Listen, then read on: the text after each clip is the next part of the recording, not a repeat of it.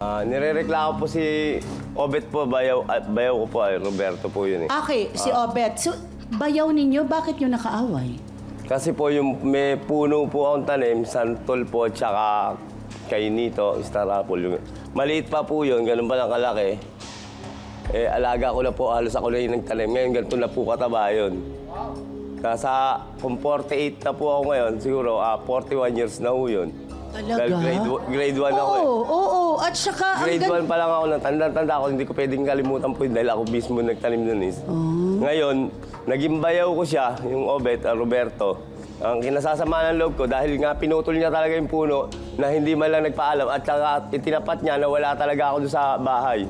bakit niya pinutol ang puno? Nakakasagabal ba to sa... Malayo ho, may bakod po eh. Malayo yung pagitan eh. Hindi, baga sana, pag nakaangat na siya eh, lililiman pa nga yung daanan niya eh. Hindi ko malaman kung bakit niya pinutol. Ano ba ang sinasabi mo, Ronnie? Pinutol yung buong katawan? Ano po, tatlong yung sanga siya tatlong ganyan. sanga. Ganito na po kalaki yung naputol na isa eh. Malaki na yung sanga. Yung sanga niya, ganyan nakalaki ho. Eh, pero paano niya pinutol? Hindi ho, may natira bang gitna, eh kasi nga tatlong ganin yun eh. Pinutol niya, lagari.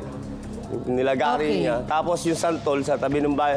Kasi kung dalawang palapag ho yung bahay, lagpas na ho yung halos yung ano yun. Parehas, pati yung dalawang puno. Kaya ako nagtataka, bakit niya pa kailangan pakialam eh. Eh, samantalang ho lahat ng kapatid ko, anak ko, nakakain na po namin bunga nun. Hinog na po yun. Ayan, ngayon, may bunga nga po, binidyo nga po sa atin.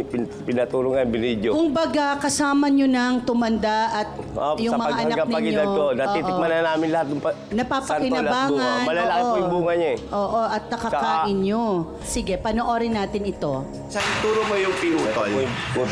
Ulo na pinutol ng bayaw ko.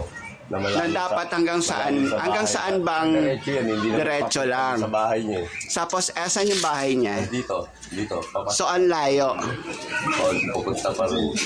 So, from there, tapos nagputol siya ng puno na malayo sa... bahay Hindi niya. naman nakakasagabal sa kanila. Kasi yung bunga niyan, nakukuha namin lahat. Ayan, kagaya niyan, may bunga. Okay. Ang daming bunga niyan. Yun. Kung mamunga yan, makikita niyo kayo, may bunga.